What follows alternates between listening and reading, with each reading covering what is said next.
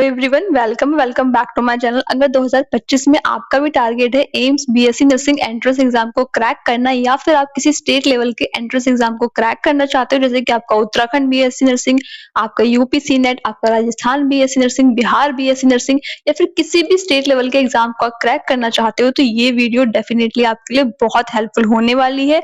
क्योंकि इस चैनल पे हम डेली हर एक नए टॉपिक पे एमसीक्यूज को प्रैक्टिस करते हैं, जो कहीं ना कहीं आपकी हेल्प करेंगे आपके टारगेट एग्जाम को अच्छे से क्रैक करने में। तो मेरी आप सबसे रिक्वेस्ट है कि अगर आप इस चैनल पे नए हो तो इसको सब्सक्राइब करके बेल आइकन को जरूर प्रेस कर देना, क्योंकि इस चैनल पे आपको हर एक एंट्रेंस एग्जाम जो आपका नर्सिंग से रिलेटेड है उसके अपडेट्स मिलते रहते हैं। तो आइए दोस्तों, स्टार्ट करते हैं वीडियो। और मेरी आप सबसे एक रिक्वेस्ट और है कि अगर आप चाहते हो कि मैं इस सीरीज को कंटिन्यू रखूं, तो प्लीज मुझे थोड़ा सा मोटिवेशन दो। मुझे मोटिवेशन इसी चीज से मिलेगा, अगर आपको वीडियोस पसंद आती है, ये सीरीज आपको अच्छी लग रही है, तो प्लीज इसको ज्यादा से ज्यादा लाइक करा करो, अपने दोस्तों के साथ में शेयर भी करा करो। तो विदाउट वेस्टिंग टाइम आइए स्टार्ट करते हैं वीडियो। हमारा फर्स्ट क्वेश्चन है, Which of the following is the first stable product of glycolysis? ठीक है, ग्लाइकोलाइसिस का फर्स्ट स्टेबल प्रोडक्ट कौन सा होता है? ठीक है, निम्नलिखित में से कौन सा ग्लाइकोलाइसिस का पहला स्थिर उत्पाद है? पायरुविक एसिड, फॉस्फोग्लिसरॉल्डिहाइड, सिट्रिक एसिड और ऑक्सैलो एसिटिक एसिड। ठीक है, चार ऑप्शंस दे रखे हैं। आपने अब तक अगर अपना कॉपी पेन नहीं लिया है तो ले लो और अपने क्वेश्चंस के जो आंसर है उनको मार्क करते जाओ। ठीक है, और मेरे साथ में देखते जाओ, प्रैक्टिस करते जाओ कि आपके कितने आंसर सही बन रहे हैं। और लास्ट में मुझे कमेंट सेक्शन में अपना स्कोर जरूर बताना, ताकि पता लगे। आप डेली अपना स्कोर कमेंट करा करो और फिर देखो कि लास्ट डे जो आपका एग्जाम होगा उससे पहले आपके जो इम्प्रूवमेंट है वो कितनी हुई है। ठीक है, तो इससे आपको बहुत हेल्प मिलने वाली है अगर आप मेरी ट्रिक को फॉलो करते हो। तो करेक्ट आंसर इसमें क्या होगा आपका? Option number B. ठीक है, फॉस्फोग्लिसरॉल्डिहाइड। ठीक है, पीजीएएल। अब बच्चों देखो, रेशनली क्या होगा इसका? Glycolysis start with glucose breakdown. ठीक है, ग्लाइकोलाइसिस है, लाइसिस का मतलब ही होता है ब्रेकडाउन। ठीक है, लाइसिस जो टर्म है उसका मतलब होता है तोड़ देना, ब्रेक डाउन करना।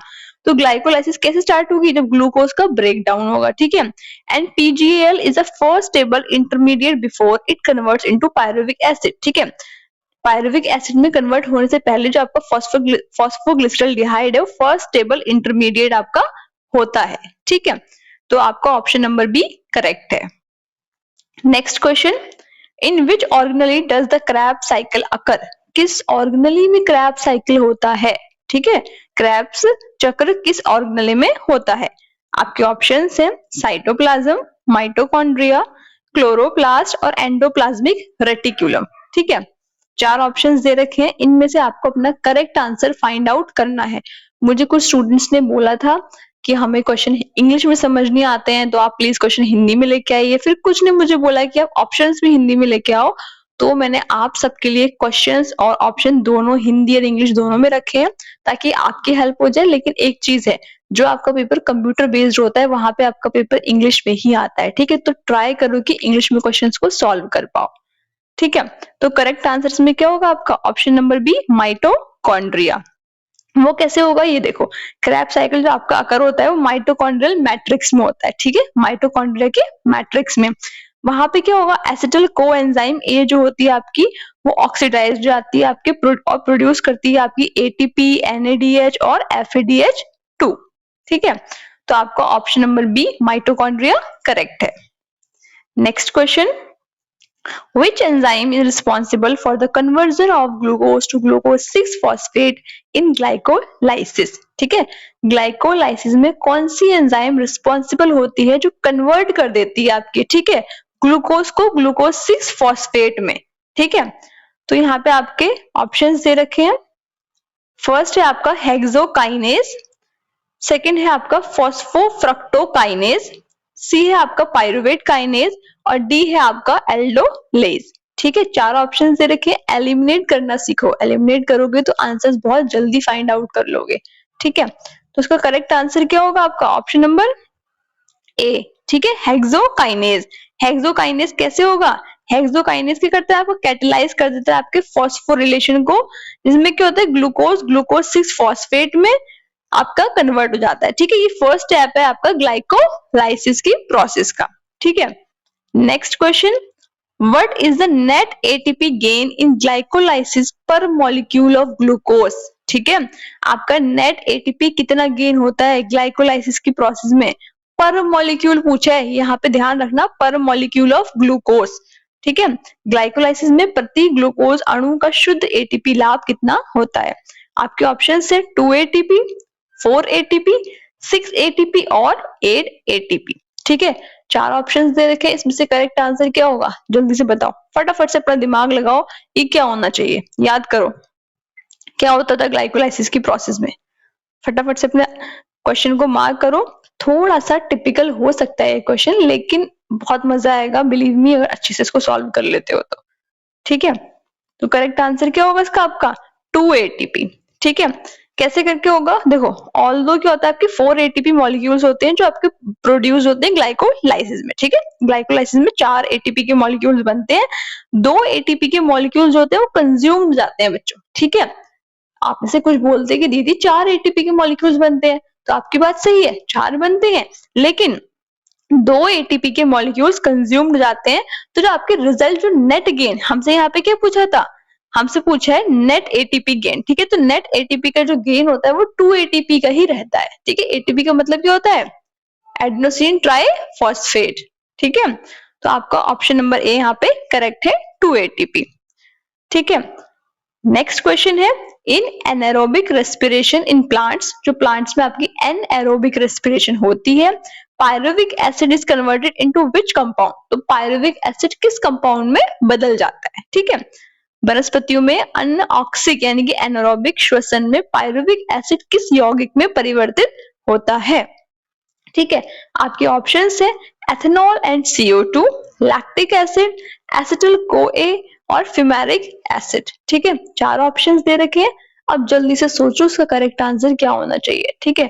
और जितने आप क्वेश्चंस प्रैक्टिस करोगे उतने ज्यादा आपका जो कंसेप्ट है वो क्लियर होगा, आपके कंसेप्ट स्ट्रांग होते जाएंगे, ठीक है। क्वेश्चन प्रैक्टिस करने से मत भागो, जितनी क्वेश्चन प्रैक्टिस करोगे ये समझ लो कि आप निखर रहे हो, सोना जितना तपेगा उतना निखरेगा, ठीक है। तो यहाँ पे आपका जो करेक्ट आंसर है वो क्या होगा, ऑप्शन नंबर ए, ठीक है, एथेनॉल एंड CO2। कैसे करके होगा वो देखो, देखो एनारोबिक रेस्पिरेशन जो होती है इसमें आपके प्लांट्स और ईस्ट वो क्या करते हैं, कन्वर्ट कर देते हैं पायरुविक एसिड को एथेनॉल में, ठीक है बच्चों, और कार्बन डाइऑक्साइड को किसके थ्रू, फर्मेंटेशन, समझ आया। तो आपका ऑप्शन नंबर ए करेक्ट है, ठीक है। नेक्स्ट क्वेश्चन है, the site of electron transport chain in plant cell, ठीक है। आपसे पूछा गया है पादप कोशिकाओं में इलेक्ट्रॉन परिवहन श्रृंखला ETC का स्थान क्या है, प्लेस पूछी गई, आपसे साइट पूछी है, ठीक है। इलेक्ट्रॉन ट्रांसपोर्ट चेन की किसमें, प्लांट सेल्स में, ठीक है। बात यहाँ पे किसकी हो रही है, प्लांट सेल्स की हो रही है। आपके ऑप्शंस क्या है, cytoplasm, stroma, inner mitochondrial membrane और थाइलेकॉइड मेम्ब्रेन, ठीक है। 4 ऑप्शंस दे रखे, अब फटाफट से बताओ कि करेक्ट आंसर क्या होगा, जल्दी से मार्क करो अपनी कॉपी में, ये करेक्ट आंसर क्या है, फिर हम देखते हैं कि आपका आंसर सही है या फिर गलत, ठीक है। और गलत है तो क्यों है, आपने कोई सिली सी मिस्टेक करी है, आपने रीड क्वेश्चन अच्छे से नहीं करा, आपने क्वेश्चन समझा नहीं, या फिर आपका कंसेप्ट अभी भी क्लियर नहीं है, ठीक है। तो करेक्ट आंसर यहाँ पे क्या होगा, option number C, inner mitochondrial membrane, ठीक है। आपका इलेक्ट्रॉन ट्रांसपोर्ट चेन जो होती है वो आपकी कहाँ पे अगर होती है, इनर माइटोकॉन्ड्रियल मेम्ब्रेन में, ठीक है। वहां पे क्या होगा, इलेक्ट्रॉन जो होते हैं आपके ट्रांसफर हो जाते हैं through protein complexes to produce ATP, ठीक है। इलेक्ट्रॉन को ट्रांसपोर्ट किया जाता है, आपका ट्रांसफर किया जाता है प्रोटीन कॉम्प्लेक्सेस में ताकि ATP बन पाए, ठीक है। ऑप्शन नंबर सी करेक्ट है। Next question, which gas is release during aerobic respiration, ठीक है। एरोबिक रेस्पिरेशन में कौन सी गैस रिलीज होती है, ठीक है। एरोबिक श्वसन के दौरान कौन सी गैस निकलती है, आपके ऑप्शन है ऑक्सीजन, कार्बन डाइऑक्साइड, नाइट्रोजन या फिर हाइड्रोजन, ठीक है। 4 ऑप्शंस दे रखे हैं, जल्दी से बताओ क्या होगा। और एक चीज और मैं ये बोलना चाहूंगी कि आप मैं जितनी भी यहाँ पे क्वेश्चंस प्रैक्टिस कराती हूँ तो उनमें जो गलत आंसर होते हैं ना उन पे एक बार से रिकॉल करा करो, ठीक है। बाद में इस वीडियो को देखने के बाद रिकॉल करा करो गलत आंसर हुआ तो हुआ क्यों, ठीक है बच्चों। अगर कंसेप्ट में क्लियरिटी नहीं है तो जितने भी रॉन्ग आंसर्स हुए हैं उनके जाकर के फिर से बुक उठाओ और वो उतनी लाइन उतने पैराग्राफ को दोबारा पढ़ो, ठीक है, अभी का अभी खत्म करो उसको, गलत हुआ तो अभी सही करो ताकि आगे गलत ना हो, मेन पेपर वाले दिन गलत नहीं होना चाहिए, ठीक है। तो आपका करेक्ट आंसर क्या होगा यहाँ पे? Option number B, carbon dioxide, ठीक है। एरोबिक रेस्पिरेशन में जो ग्लूकोज होता है आपका वो ब्रोक डाउन हो जाता है कंप्लीटली, ठीक है, पूरा ब्रेक हो जाएगा आपका और रिलीज करेगा CO2 को एज अ बाई प्रोडक्ट, ठीक है। कार्बन डाइऑक्साइड आपकी एज अ बाई प्रोडक्ट निकलती है यहाँ पे। Next question, the enzyme Rubisco is involve in, ठीक है, जो आपकी एंजाइम होती है रुबिस्को वो किस में इन्वॉल्व होती है, ठीक है, किसमें शामिल होता है? Glycolysis, Krebs cycle, photo respiration और फर्मेंटेशन, ठीक है। चार ऑप्शंस दे रखे हैं, अब बताओ। रुबिस्को का हम लास्ट वाले अपना जो हमारा लास्ट सीरीज थी उसमें भी हमने डिस्कस करा था रुबिस्को के बारे में, ठीक है। बहुत इंपॉर्टेंट है, बहुत क्वेश्चंस बनते हैं इससे, तो उसको से बिल्कुल हल्के में मत लेना। करेक्ट आंसर क्या होगा? Option number C, photorespiration, ठीक है। रुबिस्को जो होता है वो कैटलाइज करता है बोथ कार्बन फिक्सेशन को और आपका इसमें फोटोसिंथेसिस में और ऑक्सीजनेशन को फोटो रेस्पिरेशन में, ठीक है। रुबिस्को क्या करेगा? कैटलाइज कर देगा कार्बन फिक्सेशन को फोटोसिंथेसिस की प्रोसेस में और ऑक्सीजनेशन को फोटो रेस्पिरेशन में, ठीक है। तो आपका ऑप्शन नंबर सी करेक्ट है। Next question, which intermediate compound link glycolysis and the Krebs cycle, ठीक है बच्चों, ग्लाइकोलाइसिस एक प्रोसेस है, Krebs cycle एक है, उनमें कौन सा जो इंटरमीडिएट कंपाउंड है जो उनको लिंक करता है, बांध के रखता है, ठीक है, कनेक्ट करता है, कनेक्शन, ये पूछा गया है। अभी कौन सा मध्यवर्ती यौगिक कड़ी का कार्य होता है? Pyruvic acid, acetyl coenzyme A, citric acid और मैलिक एसिड। जल्दी से बताओ कौन सा करेगा इनको, अच्छा क्वेश्चन है ये बहुत। क्या होगा correct answer? Option number B, acetyl CoA, ठीक है। Pyruvate is converted into acetyl CoA before entering the Krebs cycle, ठीक है। पायरुवेट है जो Krebs साइकिल में जाएगा तो वो क्या करेगा आपका, वो कन्वर्ट हो जाता है आपका एसिटिल CoA में, ठीक है। Next question, the terminal electron acceptor in aerobic respiration, ठीक है। एरोबिक रेस्पिरेशन में टर्मिनल इलेक्ट्रॉन एक्सेप्टर कौन होता है, ठीक है। एरोबिक श्वसन में अंतिम इलेक्ट्रॉन स्वीकर्ता कौन होता है? ऑक्सीजन, NAD+, FAD और आपका ऑप्शन है एक वाटर। अब बताओ फटाफट से कौन सा करेक्ट आंसर होगा? इसका आपका सही आंसर होगा ऑप्शन नंबर एनी गैसेस, सोचो फटाफट से, दिमाग लगाओ, क्या होगा? ऑप्शन नंबर ए, ठीक है बच्चों, ऑक्सीजन। ऑक्सीजन कैसे होगा? देखो, ऑक्सीजन आपकी क्या करती है? एक्ट करती है फाइनल इलेक्ट्रॉन रिसेप्टर की तरह, ठीक है, किसमें? ETC में, इलेक्ट्रॉन ट्रांसपोर्टिंग चेन में, ठीक है, और फॉर्म करती है वाटर को। आया समझ में? तो ऑप्शन नंबर ए करेक्ट है। Next question, which step of aerobic respiration produces the highest amount of ATP, ठीक है। एरोबिक रेस्पिरेशन में कौन से स्टेप में सबसे ज्यादा अमाउंट में ATP बनते हैं, ठीक है, हाईएस्ट पूछा है। एरोबिक श्वसन का कौन सा चरण सर्वाधिक ATP उत्पन्न करता है? Glycolysis, Krebs cycle, electron transport chain या फिर लिंक रिएक्शन। बताओ अब कौन सा करेगा, कुछ सोचो कौन सा हो सकता है। ऑप्शन नंबर सी करेक्ट है, ठीक है, electron transport chain. Electron transport chain जो होती है वो प्रोड्यूस करती है मोस्ट ATP को किसके थ्रू? ऑक्सीडेटिव फॉस्फोरिलेशन के, as electron pass through protein complexes. आपके इलेक्ट्रॉन जो होते हैं वो पास हो जाते हैं किसके थ्रू? प्रोटीन कॉम्प्लेक्सेस के। Next question, which of the following is not a product of the Krebs cycle, ठीक है, Krebs साइकिल का इनमें से कौन सा प्रोडक्ट नहीं है, ठीक है। आपके ऑप्शन है ATP, NADH, FADH2 और ऑक्सीजन, ठीक है। अब बताओ प्रोडक्ट है, ये नहीं पूछा है, नॉट पूछा है। देखो इसलिए मैंने नॉट को थोड़ा सा हाईलाइट करा है, कैपिटल में लिखा है। हो सकता है पेपर में कैपिटल में लिख के ना आए, वो सीधा एक से फॉन्ट यूज करें, बट आपने ध्यान देना है कि यहाँ पे नॉट का क्वेश्चन आया है, ठीक है। जो है वो नहीं पूछा, जो नहीं है वो पूछा गया है, क्योंकि आजकल एग्जामिनर थोड़े स्मार्ट हो चुके हैं, ठीक है। वो अब ये नहीं पूछते कि कौन सा है, वो अब ये पूछते कौन सा नहीं है, क्योंकि उनको पता है जो है बच्चा वो तो पढ़ के आएगा ही आएगा, जो नहीं है इससे वो पूछो, ये वहां पे फंसेगा। लेकिन हमने ऐसा होने ही नहीं देना है, हमने जो नहीं है उस पर भी ध्यान देना है, ठीक है। तो करेक्ट आंसर क्या होगा आपका? ऑप्शन नंबर डी, ऑक्सीजन, ठीक है। Oxygen is not produced in Krebs cycle, ठीक है, ऑक्सीजन प्रोड्यूस नहीं होती, उसकी जगह पे क्या होता है? CO2, ATP, NADH, FADH2, ये सारे के सारे आपके क्या जनरेट होते हैं। ठीक है, नेक्स्ट क्वेश्चन है during anaerobic respiration which enzyme catalyses the conversion of pyruvic acid to ethanol. ठीक है, आपकी एनारोबिक रेस्पिरेशन की प्रोसेस चल रही है, कौन सी एंजाइम कैटलाइज करेगी आपके कन्वर्जन करने में पायरुविक एसिड को एथेनॉल में। ठीक है, एनारोबिक श्वसन में पायरुविक एसिड को एथेनॉल में बदलने के लिए कौन सा एंजाइम उत्प्रेरित करता है। ठीक है, ऑप्शन है alcohol dehydrogenase, pyruvate decarboxylase, lactate dehydrogenase और पायरुवेट काइनेज। ठीक है, चार ऑप्शन दे रखे, फटाफट से मुझे बताओ कौन सा आंसर यहाँ पे ठीक होगा। Any guesses? करेक्ट आंसर क्या होगा?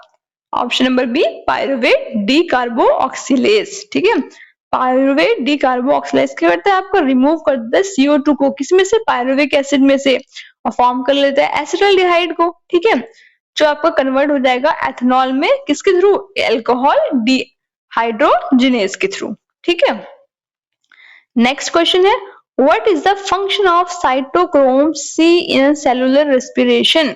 ठीक है, साइटोक्रोम C का क्या फंक्शन है सेलुलर रेस्पिरेशन में, मतलब कार्य क्या है, ये पूछा गया है आपसे। ATP synthesis, electron carrier in ETC, CO2 fixation और पायरुवेट ऑक्सीडेशन। करेक्ट आंसर क्या होगा? Option number, any guesses? B. ठीक है, electron carrier in ETC। Cytochrome C क्या आपका ट्रांसफर्स करता है इलेक्ट्रॉन को किसके बीच में, कॉम्प्लेक्स 3 एंड कॉम्प्लेक्स 4। आया समझ? हेल्प करता है ATP सिंथेसिस में। Next question which process of respiration is common in both aerobic and anaerobic pathway। ठीक है, भले एरोबिक पाथवे हो या फिर एनारोबिक हो, कौन सा प्रोसेस रेस्पिरेशन का कॉमन है, एक जैसा है, सामान्य है। ठीक है, दोनों मार्ग में, तो कौन सा आपका ऑप्शन होगा करेक्ट यहाँ पे, crabs cycle, glycolysis, electron transport chain या फर्मेंटेशन। बताओ अब कौन सा होना चाहिए। करेक्ट आंसर होगा ऑप्शन नंबर बी ग्लाइकोलाइसिस। ठीक है, ग्लाइकोलाइसिस आकर होता है आपका एरोबिक में भी होगा एनारोबिक में भी होगा, कन्वर्ट करता है ग्लूकोज को पायरुवेट में। ठीक है, दोनों के लिए सेम है, option number B. Next question how many molecules of NADH are produce from 1 molecule of glucose in the Krebs cycle. देखो थोड़ा सा ट्रिकी क्वेश्चन हो गया है, लेकिन मजा आएगा अगर इसको अच्छे से सॉल्व करते हो। ठीक है, पूछा गया है क्रैब्स चक्र में एक ग्लूकोज अणु से कितने NADH उत्पन्न होते हैं। ठीक है, आपके ऑप्शन है 2, 4, 6 या फिर 8। अब लगाओ दिमाग, ऐसे ही इंटरेस्टिंग क्वेश्चंस आते हैं। अगर एम्स का सपना देखा है तो हमें मेहनत भी वैसे ही करनी होगी। ठीक है, तो करेक्ट आंसर क्या होगा आपका, ऑप्शन नंबर C 6। कैसे करके होंगे, देखो आपका ईच ग्लूकोज मॉलिक्यूल होता है, जनरेट करता है 2 एसिटल कोएंजाइम मॉलिक्यूल्स को। ठीक है, आपका एक ग्लूकोज का मॉलिक्यूल जनरेट करेगा 2 एसिटल कोएंजाइम A को। ठीक है, उनके मॉलिक्यूल्स को, जो आपके क्या हो जाएंगे क्रैब साइकिल में जाएंगे और क्या करेंगे वहां पे 6 NADH के मॉलिक्यूल्स को प्रोड्यूस करेंगे। ठीक है, आया समझ? आपका ऑप्शन नंबर C 6 करेक्ट है। Next question in which part of the mitochondria does oxidative phosphorylation occur. ठीक है, माइटोकॉन्ड्रिया की किस भाग में ऑक्सीडेटिव फॉस्फोरिलेशन होता है, ये पूछा गया है। आपके ऑप्शन है outer membrane, inner membrane, matrix और इंटर मेम्ब्रेन स्पेस। ठीक है, 4 ऑप्शंस दे रखे हैं, अब बताओ कौन सा करेक्ट आंसर होगा इस क्वेश्चन के लिए। ठीक है, आपका करेक्ट आंसर क्या होगा, ऑप्शन नंबर, सोचो, बी इनर मेम्ब्रेन। ठीक है, ETC कहाँ पे लोकेटेड होता है आपका, इनर माइटोकॉन्ड्रियल मेम्ब्रेन में। देखो बच्चों ये क्वेश्चन इतनी बार घूम गया आज की हमारी सीरीज में कि अब तो बिल्कुल मैं भूल ही नहीं सकती कि हमारा इलेक्ट्रॉन ट्रांसपोर्ट चेन कहाँ होती है आपकी माइटोकॉन्ड्रिया के इनर मेम्ब्रेन में होती है। ठीक है, वहां पे क्या होगा ऑक्सीडेटिव फॉस्फोरिलेशन होगा आपका। ठीक है, ऑप्शन नंबर भी करेक्ट है यहाँ पे। Next question what is the final product of fermentation in east. East में जो फाइनल प्रोडक्ट होगा आपका फर्मेंटेशन का वो क्या होगा। ठीक है, ईस्ट में क्वीन यानी कि फर्मेंटेशन का अंतिम उत्पाद क्या होता है, lactic acid, ethanol and CO2, acetyl CoA और फ्यूमेरिक एसिड। ठीक है, 4 ऑप्शंस दे रखे, अब बताओ मुझे कौन सा सही होगा। करेक्ट आंसर होगा आपका ऑप्शन नंबर बी। ठीक है, एथेनॉल एंड CO2। ईस्ट क्या होता है, अंडरगोज अल्कोहलिक फर्मेंटेशन। ईस्ट में क्या होती है, अल्कोहलिक फर्मेंटेशन होती है, कन्वर्ट कर देता है आपके पायरुवेट को एथेनॉल में और कार्बन डाइऑक्साइड में। ठीक है, बहुत सिंपल सा क्वेश्चन है। Next question, Which of the following process generates CO2 in cellular respiration? ठीक है, इनमें से कौन सी प्रोसेस है जनरेट करती है CO2 को सेलुलर रेस्पिरेशन में। निम्नलिखित में से कौन सी प्रक्रिया कौशिक के श्वसन में CO2 उत्पन्न करती है। Glycolysis, Krebs cycle, electron transport chain और ऑक्सीडेटिव फॉस्फोरिलेशन। ठीक है, 4 ऑप्शंस दे रखे हैं, करेक्ट आंसर क्या होगा option number B, Krebs cycle. ठीक है, CO2 रिलीज होती है आपकी डी कार्बोक्सिलेशन रिएक्शन में, जो कहाँ होती है, क्रैब साइकिल में होती है। कोई पूछ सकता है आपसे, क्वेश्चन आ सकता है कि डी कार्बोक्सिलेशन रिएक्शन कहाँ होगी, आपने बोलना है क्रैब साइकिल। ठीक है, ऑप्शन नंबर बी करेक्ट है। Next question, which type of respiration is most energy efficient. ठीक है, कौन सा श्वसन प्रकार सबसे अधिक ऊर्जा कुशल है। आपके ऑप्शंस है aerobic respiration, anaerobic respiration, fermentation और फोटो रेस्पिरेशन। ठीक है, 4 ऑप्शंस दे रखे हैं, अब बताओ कौन सा करेक्ट होगा। आपका सही आंसर क्या होगा यहाँ पे option number A, aerobic respiration. ठीक है, एरोबिक रेस्पिरेशन जो होता है आपका, वो प्रोड्यूस करता है 36 से 38 ATP। ठीक है, पर ग्लूकोज मॉलिक्यूल में। ठीक है, तो ये आपको क्या होता है, मोस्ट एनर्जी एफिशिएंट पाथवे। ठीक है, तो आपका ऑप्शन नंबर ए करेक्ट है। तो आई होप कि आपको मेरे साथ ये क्वेश्चंस प्रैक्टिस करने में मजा आया होगा, आपको अच्छा लगा होगा, आपके कंसेप्ट और ज्यादा क्रिस्टल क्लियर हो गए होंगे। ठीक है, मुझे कमेंट सेक्शन में बताना है कि आपका आज का स्कोर कितना बना, और अगर आपकी इंप्रूवमेंट हो रही है तो बहुत अच्छी बात है। अगर आपको लगता है कि हाँ कहीं ना कहीं अभी इंप्रूवमेंट स्टक हो चुकी है मेरी, तो जाओ जाकर के देखो जो क्वेश्चंस गलत हुए हैं वो क्यों गलत हुए हैं, उनके सही आंसर्स फाइंड आउट करने की कोशिश करो। मैंने हर क्वेश्चन में रेशनली दिया है, उसको अच्छे से पढ़ो, समझ में आ जाएगा। बाकी अगर आपको ये वीडियोस अच्छी लगती हैं, आपके लिए हेल्पफुल है, तो प्लीज इन वीडियोस को ज्यादा से ज्यादा लाइक करना, अपने दोस्तों के साथ में शेयर करना, ताकि मुझे ऐसे ही मोटिवेशन मिलता रहे और मैं आपकी क्वेश्चंस प्रैक्टिस करा सकूं। और हम आगे अब अपने नेक्स्ट सब्जेक्ट्स की भी करेंगे, आपकी फिजिक्स, आपकी केमिस्ट्री। ठीक है, आपकी फिजिक्स केमिस्ट्री के भी क्वेश्चन प्रैक्टिस करेंगे, और जिन स्टेट्स में नर्सिंग एप्टीट्यूड आता है उसके क्वेश्चन भी हम बहुत जल्दी प्रैक्टिस करने वाले हैं। ठीक है, तो मेरी आप सबसे यही रिक्वेस्ट है, चैनल पे नए हो तो उसको सब्सक्राइब करके बेल आइकन को प्रेस कर लेना। किसी क्वेश्चन में कोई डाउट है, कोई क्वेरी है तो कमेंट सेक्शन में पूछ सकते हो, कमेंट सेक्शन पूरा ओपन है। बाकी टेलीग्राम ग्रुप को ज्वाइन कर लेना, उसका लिंक यहाँ मैंने कमेंट सेक्शन में पिन कर रखा है, क्योंकि वहां पर मैं बहुत सारे अपडेट्स देती रहती हूँ। ठीक है, मिलते हैं नेक्स्ट लेक्चर में नए टॉपिक के साथ, तब तक के लिए thank you and have a nice day.